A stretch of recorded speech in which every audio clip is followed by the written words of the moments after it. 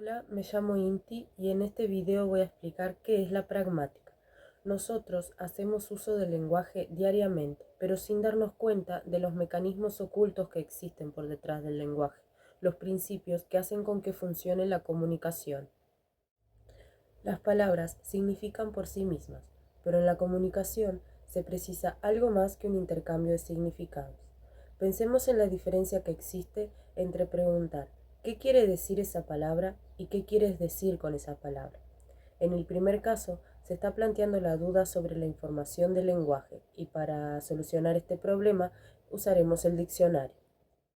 En el segundo caso, se plantea un problema de interpretación que tiene que ver con el hablante al momento de usar la palabra.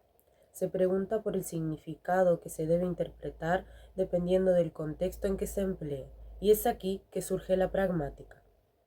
La pragmática es el estudio de los principios que regulan el uso del lenguaje en la comunicación. Es lo actual del lenguaje y se contrasta con la gramática, que es lo ideal del lenguaje, dentro de lo que es la semántica y la sintaxis. Cuando hacemos uso del lenguaje, este se actualiza y surgen nuevos problemas. El primer problema está en la sintaxis o contexto, y para solucionarlo recurrimos a la gramática. En este caso, surgen distintas maneras de decir lo mismo, como por ejemplo, cuando decimos Juan ama a María la ama Juan, o Juan a María la ama. Si estudiamos estos ejemplos, podríamos decir que quieren decir lo mismo, pero debemos sospechar cuando el lenguaje nos permite la sinonimia. En estos casos, siempre se habla de un amor de una persona hacia otra, pero lo que cambia es la información nueva que obtenemos y el supuesto entre los que están involucrados en esta actualización concreta del lenguaje. Juan ama a María. En este caso, lo supuesto es Juan, lo ya existente como amante, y la información nueva que obtenemos es que ama a María y no a otra señorita. En el siguiente ejemplo, a María la ama Juan. Lo supuesto es María, y la novedad es Juan y el amor hacia María. En el último caso, Juan a María la ama, lo supuesto es Juan y María, y lo nuevo es el amor. Siempre debemos sospechar de las distintas maneras de decir lo mismo desde el punto de vista lingüístico, porque puede ser que exista una forma que no sea la correcta para el contexto en que la querramos usar. Otro de los problemas está en la referencia y deixis, realidad o contexto que lo rodea. Por ejemplo, el enunciado, hoy no hay clases. Supongamos que estamos leyendo este enunciado en un cartel.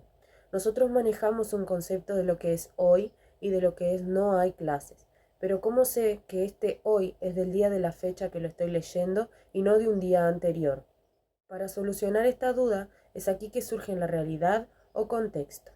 Debo saber qué es hoy, sabiendo que hoy es un adverbio de tiempo y que para concretar su sentido necesito la información del contexto, anclar este hoy en un aquí y ahora. Por otro lado, tenemos el problema del lenguaje no convencional. Esto nos permite cierta ambigüedad, debido a que no siempre se dice lo que en realidad se quiere comunicar. Por ejemplo, si nos hacen la pregunta, ¿cómo salieron los exámenes el día de hoy?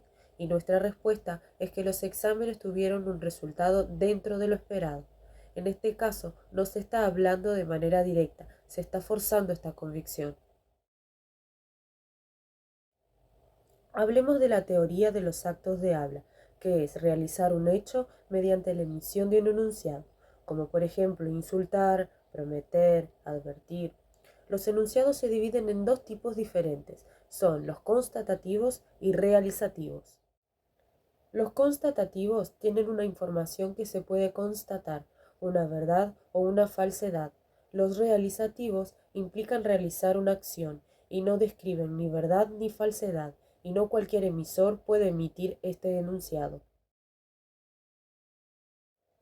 Tenemos los aspectos de un acto de habla que son tres: el locutivo, que es el hecho de emitir el enunciado; el ilocutivo, que es cuando hay una acción llevada a cabo en el momento de emitir el enunciado; y el perlocutivo, que es cuando se logra el efecto buscado en el momento de emitir este enunciado. Analizando el siguiente ejemplo, encontramos estos tres aspectos. En el registro civil, frente a una pareja, un juez dice: los declaro marido y mujer. Para que este enunciado tenga valor de ley, debe ser dicho exclusivamente por un juez.